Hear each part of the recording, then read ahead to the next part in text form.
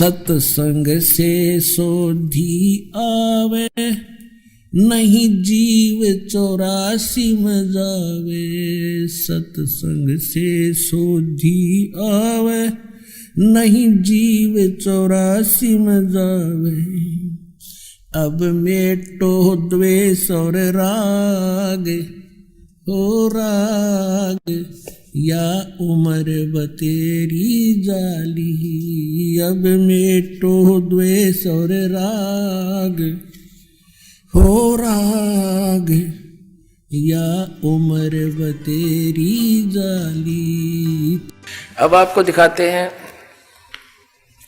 श्रीमद् भगवत गीता के वो श्लोक जिसमें सूक्ष्म वेद की जानकारी है। ये है श्रीमद् भगवत गीता और इसके अनुवादक हैं जयदयाल गोविंद का, गीता प्रेस गोरखपुर से प्रकाशित है ये। इसके चौथे अध्याय के हम 32 चौथे अध्याय के 25 से लेकर ये देखिएगा।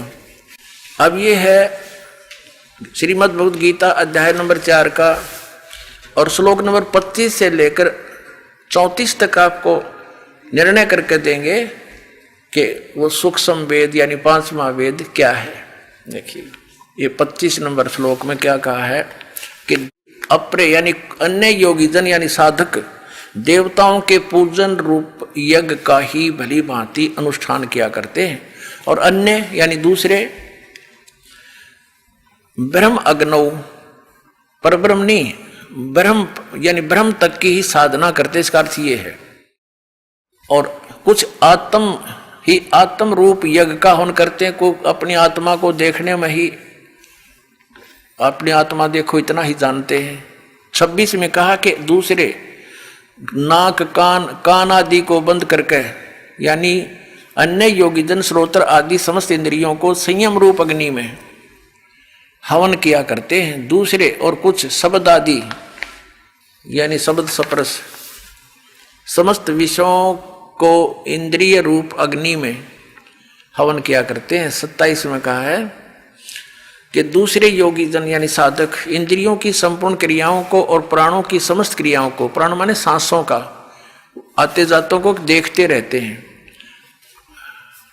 ज्ञान से प्रकाशित आत्म संयम योग रूप अग्नि में हवन किया करते हैं। 28 में कहा है कई पुरुष यानी दूसरे द्रव्य संबंधी यज्ञ करने वाले होते हैं, जैसे कहीं भंडारा करवा दिया, कहीं पर धर्मशाला बनवा दी। जो धन से होने वाली जो धार्मिक क्रियाएं हैं वो करते हैं, कंबल बांट दिए, ये देखो। तो अपने कई पुरुष द्रव्य संबंधी यानी धन से होने वाली यज्ञ धार्मिक क्रियाओं को करते हैं। कुछ कितने ही तपस्या रूप यज्ञ को करने वाले हैं, कुछ तप करते हैं। तो दूसरे कितने ही योग रूप यज्ञ करने वाले हैं और वे कितने ही कुछ योग करते रहे, योगासन। और कितने ही अहिंसावादी तीक्ष्ण व्रतों से युक्त यानी जैसे मुंह पर पट्टी बांध कर नंगे पैरों घूमते हैं। और कुछ एक चलो जैसे जैनी प्रयत्नशील पुरुष स्वाध्याय रूप ज्ञान ये करने वाले, कुछ स्वाध्याय करते हैं, जैसे गीता जी का पाठ कर लिया है, या कोई और किसी ग्रंथ की वाणी को या किसी वेद के एक श्लोक को, जैसे जिन्होंने गायत्री मंत्र के उसकी रिपीट करते रहे। कहते ये सब अपनी अपनी क्रिया। देखो आगे 29 और 30 में क्या कहा है, चौथे अध्याय का हम पढ़ रहे हैं। 29-30 में आगे दूसरे कितने योगीजन अपान वायु में प्राण वायु को हवन करते हैं, यानी अपने अंदर के जो क्रियाएं हैं योगी क्रियाओं को करते हैं। अन्य योगीजन प्राण वायु को अपान वायु में हवन करते हैं। और कितने ही नियमित आहार अल्पाहारी करने वाले हैं। कुछ प्राणायाम प्रयाण पुरुष हैं, प्राणायाम आदि करके ही अपने शरीर को सूक्ष्म बनाने की चेष्टा करते हैं पुरुष। और प्राण और अपान की गति को रोक कर प्राणों को प्राणों में ही हवन किया करते हैं। ये सभी साधक यज्ञों द्वारा पाप नाश कर देने वाली यज्ञों के जानने वाले हैं नहीं। इसका अर्थ यह है कि ये सभी अपने अपने जो साधक अपनी क्रियाएं करते हैं उनको पाप नाशक जानते हैं। अब फिर 31 मत ये कहा है कि जो यज्ञ से बचे हुए अमृत का अनुभव करने वाले योगी जन सनातन ब्रह्म, सनातन परमात्मा को प्राप्त होते हैं। यज्ञ न करने वाले, यज्ञ जो धार्मिक अनुष्ठान नहीं करते, उनके लिए तो यह मनुष्य लोक भी सुखदायक नहीं और न ही परलोक, यानी वो तो यहाँ भी दुखी और आगे भी दुखी, जो कुछ साधनाएं नहीं करते। तो आगे चौथे अध्याय के 34वें श्लोक में ये कंसेप्ट क्लियर कर दिया है कि जो जिन यज्ञों का, यज्ञ में धार्मिक अनुष्ठानों की जानकारी अभी तक तुझे मैंने दी है, ये ऐसी धार्मिक अनुष्ठानों की, यज्ञों की जानकारी सच्चिदानंद घन ब्रह्म परमात्मा ने अपने मुख कमल से आकर बोली है। वो सच्चिदानंद घन ब्रह्म की वाणी कहलाती है। उसके अंदर वो सूक्ष्म वेद है, वो तत्व ज्ञान है, उसके अंदर वो विस्तार के साथ कही गई है। और उनको चौथे अध्याय के 34वें श्लोक में कहा कि वो तत्व ज्ञान है जो सच्चिदानंद घन ब्रह्म के मुख से बोला गया, 5वां वेद है, सूक्ष्म वेद है। उसको तो तत्वदर्शी संत ही जानेंगे जो उस वाणी से परिचित है। अब देखिएगा अध्याय नंबर 4 का और श्लोक नंबर 32 में है।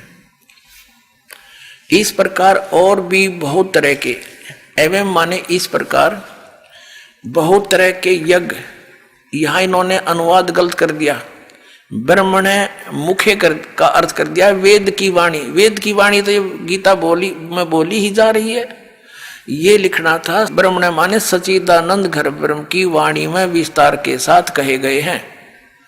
अब ये ब्रह्मण का अर्थ इन्होंने जहां विचलित हो गए, यहां गलत कर दिया। 17वें अध्याय के 23वें श्लोक में आपको दिखाते अनुवादकर्ताओं के कर कमलों से क्या लिखा है। अध्याय नंबर 17 श्रीमद् भगवद गीता श्लोक नंबर 23। ओम तत्सत इति निर्देश ब्रह्मण तिर्विध समर्थ ब्राह्मणा तेन वेदा च यगा च विहिता पुरा। अब इसमें क्या कहा है कि ओम तत्सत, ऐसे यह 3 प्रकार का ब्रह्मण माने सच्चिदानंद घन ब्रह्म का नाम कहा है। ब्रह्मण माने सच्चिदानंद घन ब्रह्म, हमने ये सच्चिदानंद घन ब्रह्मण का अर्थ ये देखना था, इसको हम यहां लिख लेंगे।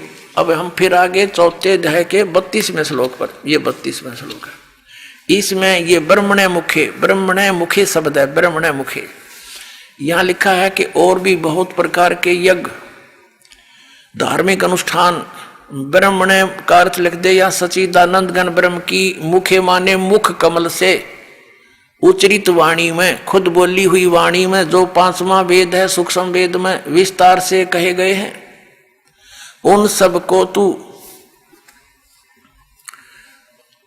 कर्म जान, मन इंद्रिय और क्रियाओं, शारीरिक क्रियाओं द्वारा संपन्न होने वाले जान, यानी वो ऐसी विधि है जो काम करते करते, वो ऐसी विधि वर्णित है उसमें 5वें वेद में सूक्ष्म वेद में कि काम करते करते नाम उठत नाम बैठत नाम सोवत जागवे, नाम खाते नाम पीते नाम से ती लागवे। कहते काम करते करते करने की बता रखी है, उसको जानने के बाद फिर तो सभी कर्मों से मुक्त हो जाएगा। देखना, इंद्रियों द्वारा संपन्न होने वाले जान, शारीरिक क्रियाओं द्वारा संपन्न होने वाले जान, और इस प्रकार तत्व से जानकर उनके अनुष्ठान द्वारा, यानी उस सच्चिदानंद घन ब्रह्म के द्वारा बोली गई सूक्ष्म वेद 5वें वेद में वर्णित विधि को जानकर फिर तू सभी कर्मों से मुक्त हो जाएगा। देखना, इस प्रकार तत्व से जानकर उनके अनुष्ठान द्वारा कर्म बंधन से सर्वथा मुक्त हो जाएगा। अब 33 में क्या बताया है, चौथे अध्याय का 33वां, इसमें यह कहा कि हे परंतम अर्जुन, द्रव्यमय यज्ञ की अपेक्षा ज्ञान यज्ञ अत्यंत श्रेष्ठ है। अब द्रव्यमय यज्ञ का अर्थ है, कहते हैं जैसे द्रव्यमय यज्ञ की अपेक्षा ज्ञान यज्ञ श्रेष्ठ है, जैसे बगैर ज्ञान के, तत्व ज्ञान हुए बिना अपनी मनमाने आचरण के आधार से कोई तो भंडारे कर देता है और कोई कहीं धर्मशाला बनवा देता है, कोई मंदिर बनवा देता है, कहीं कोई कंबल बांट रहा है। कहते हैं ये द्रव्यमय यज्ञ से की अपेक्षा, यानी आंख मीच के अंधाधुंध की ये दान करने की अपेक्षा आप पहले तत्व ज्ञान को समझ और तत्व ज्ञान को समझकर फिर उस सतगुरु संत के बताए अनुसार साधना कर। उस तत्व ज्ञान में बताया जाता है कि गुरु बिन माला फेरते, गुरु बिन देते दान, गुरु बिन दोनों निष्फल हैं, चाहे पूछो वेद पुराण। तो तत्वदर्शी संत के बताए अनुसार फिर दान करते हैं, आपको लाभ होगा। द्रव्य में यज्ञ फेर कर, ऐसे करने से कोई यूज नहीं है जो तू आंख मीच कर कोई करने लग जाओ, इसका ये अर्थ बनता है। देखिएगा, अब हम चौथे अध्याय का 33वां श्लोक पढ़ रहे हैं। हे परंतम अर्जुन, द्रव्य में यज्ञ की अपेक्षा ज्ञान यज्ञ अत्यंत श्रेष्ठ है, और यावन मात्र संपूर्ण कर्म ज्ञान में समाप्त हो जाते हैं। ये जिस तरह के तू मनमाना आचरण कर रहा है, ये डले ढो रहा है, ये सब कर्म तेरे बंद हो जाएंगे, खत्म हो जाएंगे, और फिर शास्त्र अनुकूल साधना तेरी प्रारंभ हो जाएगी। वो तत्व ज्ञान को समझ, यानी वो ज्ञान यज्ञ श्रेष्ठ है। अब चौथे अध्याय के 34वें श्लोक में कहा है कि वो तत्व ज्ञान जो सुख संवेद 5वां है, उस तत्व ज्ञान को, उस 5वें वेद को जो सच्चिदानंद घन ब्रह्म ने स्वयं आकर के बोला है अपने मुख कमल से, वो सच्चिदानंद घन ब्रह्म की वाणी 5वां वेद सुख संवेद है। और उसमें बड़े विस्तार के साथ धार्मिक अनुष्ठानों की जानकारी दी है। वो तत्व ज्ञान है। उस तत्व ज्ञान को तू तत्वदर्शी संतों के पास जाकर समझ देखना। चौथे अध्याय के 34वें श्लोक में, चौथे अध्याय का ये 34वां श्लोक है। उस ज्ञान को, कौन से ज्ञान को? जो सच्चिदानंद घन ब्रह्म ने अपने मुख कमल से बोला है, सच्चिदानंद घन ब्रह्म की वाणी में 5वां वेद है। उस तत्व ज्ञान को तू तत्वदर्शी ज्ञानियों के पास जाकर समझ, उनको भली भांति दंडवत प्रणाम करने से और उनकी सेवा करने और कपट छोड़कर सरलता पूर्वक प्रसन्न करने से वे परमात्म तत्व को तत्वदर्शी न, तत्वदर्शी संत, तत्वदर्शी न भली भांति परमात्म तत्व को, यानी तत्वदर्शी संत ज्ञानी महात्मा तुझे तत्व ज्ञान का उपदेश करेंगे। अपने आत्माओं, इन आचार्य नर शंकराचार्यों ने कख भी पता नहीं अध्यात्म मार्ग का, और 2500 वर्ष से हमें फिर गुमराह करके हमें खजूर पर टांग कर चले गए।